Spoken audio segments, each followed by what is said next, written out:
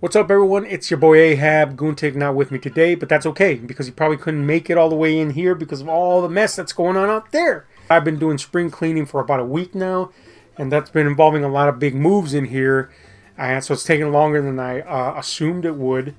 But I gotta do this video because I gotta get these 3 boxes out of the way. And what is in these boxes? It's the stuff that I got in from the recent Scream Factory sales.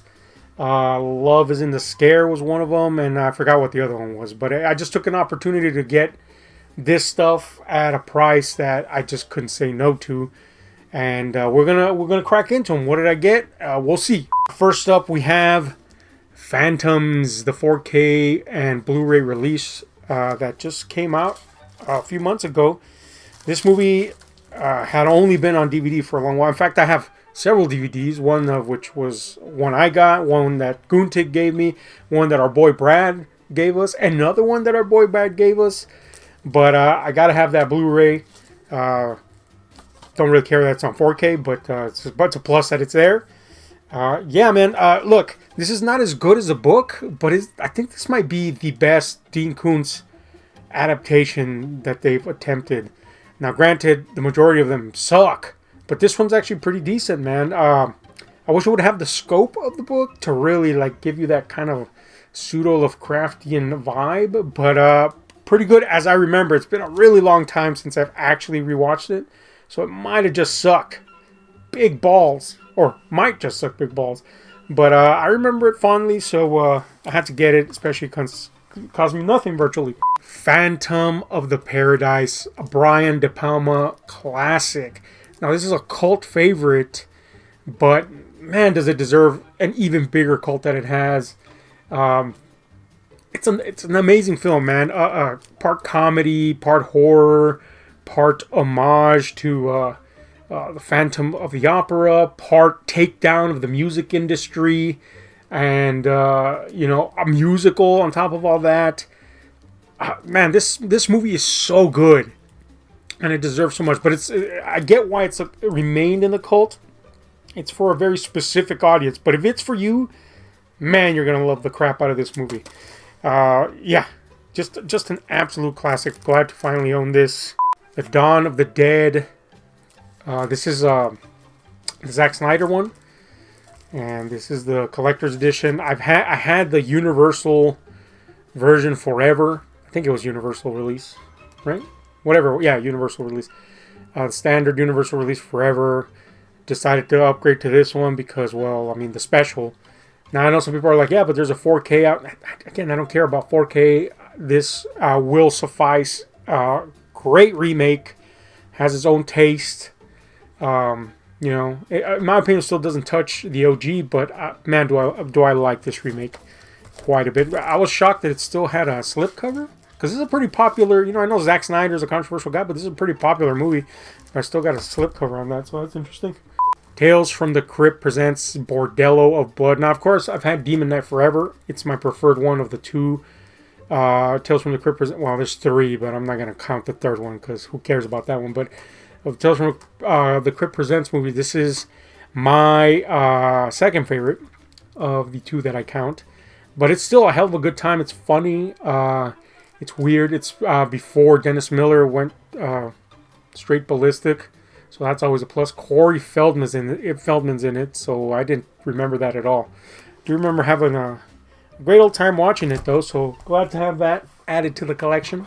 The Mangler, a Tobe Hooper movie. In case you don't know, that's the director and writer of the original Texas Chainsaw Massacre, starring Robert Englund, Freddy Krueger himself, based on a short story by Stephen King.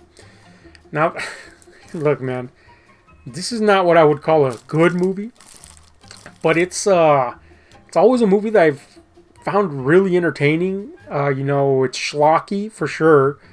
Ted Levine is doing his best at chewing the scenery in this one. He has a great line in this when he's participating in an exorcism, and he throws a little vial of holy water, and he says, quote, "Amen, God damn it," which you'd think would like kind of nullify the whole process. But I don't know, man. It's over the top. It's wild. It's kind of bloody. The concept's crazy, but I kind of like it, you know? So, glad to add that to the King collection. The Hills Run Red. You know, this was a pretty decent little flick, man. Still kind of relatively unheard of and or not as celebrated as it should be. But it's kind of like a nudge, nudge, wink, wink approach at the slasher movie. A little meta going on in there.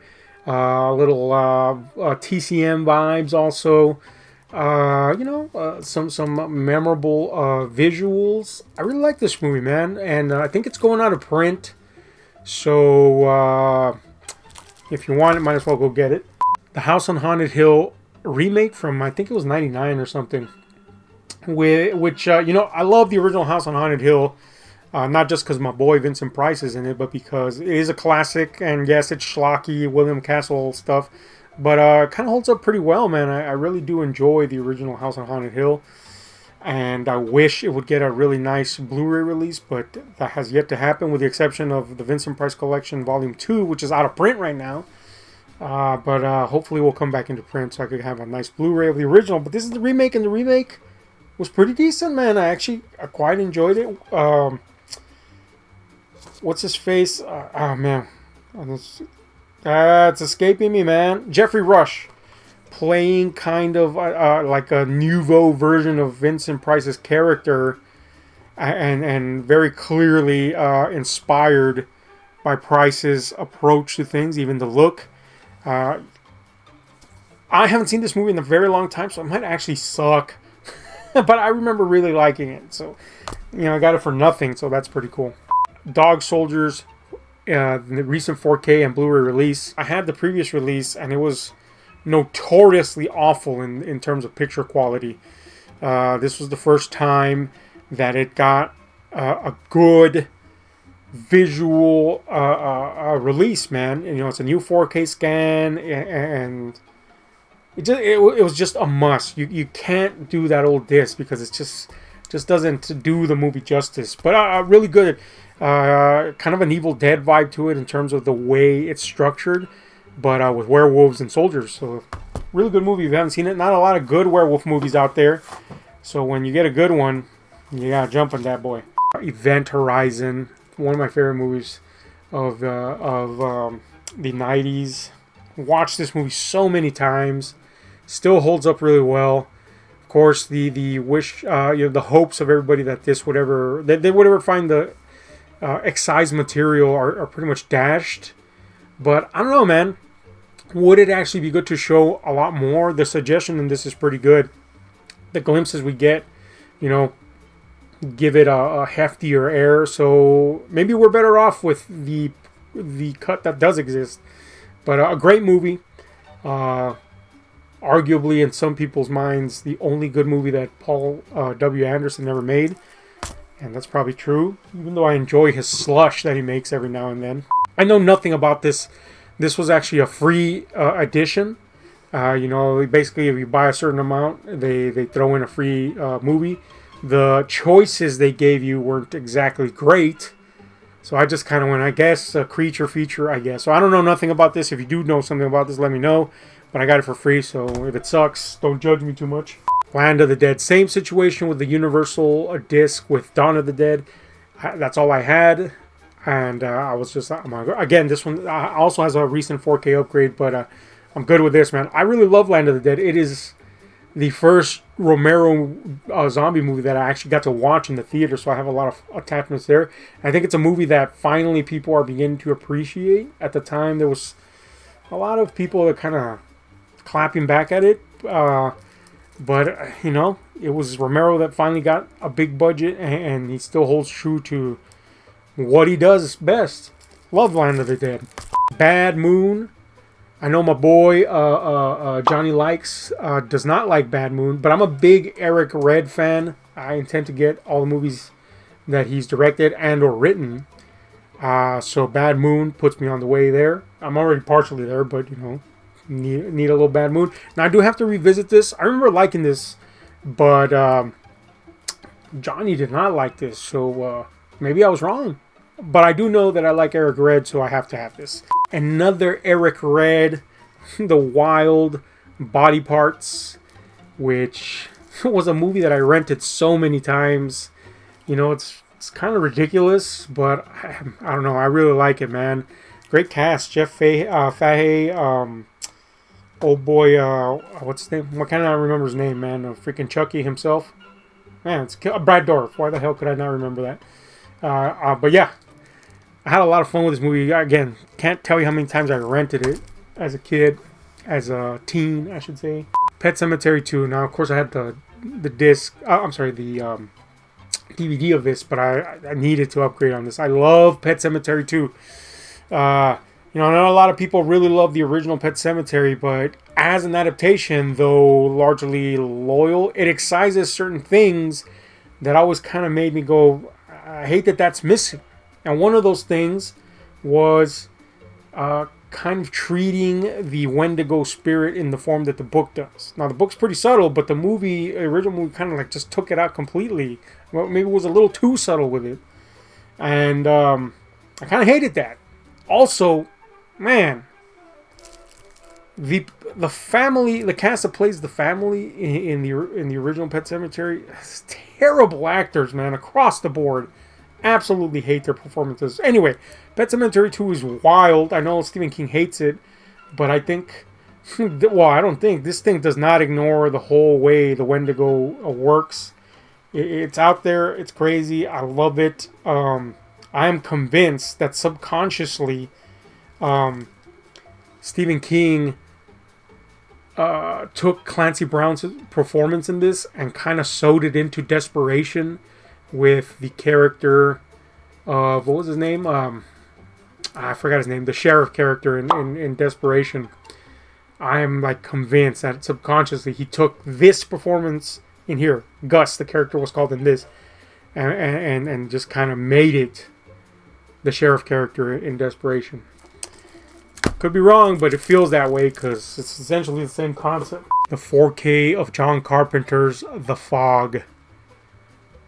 Absolutely love The Fog. I know Carpenter's not very fond of it, you know, because he actually reshot it before releasing it because the first cut he was very unhappy with it. So we got to shoot some more, and admittedly, there's points where you can feel how the movie doesn't feel 100% thought out, but there is such an EC Comics vibe to this movie and look that I just unapologetically love it. So yeah, I mean, I already have a copy of The Fog, mind you, but I had to get this, not necessarily because I needed the upgrade. Again, I don't even have a 4K player, although I think this Blu-ray contains the new scan. But that's not why I got this. I got this because this was part of a package that included this Fog lithograph poster, whatever you want to call it. I mean, I'm not gonna take it out of the thing because I don't have space to put it up yet. But it's basically the cover. And if you know Shout Factory, they print some really nice posters, really high quality. So I had that, and the major reason I got it was because of what's in this box, which came included in this little set, and that is, if I can get it out, this gorgeous figure from NECA of Stevie Wayne, the one of the protagonists. Oh, I'm sorry, not one, because Stevie Wayne's a fictional character, but one of the heroes, I suppose, of The Fog. There's really no heroes in The Fog. It's just kind of like people that this stuff is happening to. But anyway, Stevie Wayne portrayed by the inimitable Scream Queen herself, Adrienne Barbeau, which, I mean, come on, man. I love me some Barbeau. And this is only available. Let me see if I can get some more light on it. This is only available through this set. So I had to get it. There's been an exclusive NECA figure that I've missed. I couldn't miss my shot at getting Adrienne Barbeau. So that's the reason I got that set, and it came really, really cheap compared to what it actually costs normally. So I got that, and that was my excuse to finally get the Captain Blake figure from NECA also. Now, this wasn't part of that Scream Factor sale, but this was my, again, my excuse to get this. Now I can have him and Stevie Wayne next to each other. Of course, this is one of the villainous entities, ghosts in the fog. Great figure, man. Freaking fantastic figure. Great packaging. That plus Stevie Wayne. I'm there. And since I was on a roll getting them figs, and this again has nothing to do with the Scream Factory sale, but it does have to do a lot with John Carpenter, I got this Halloween 2 set from NECA that has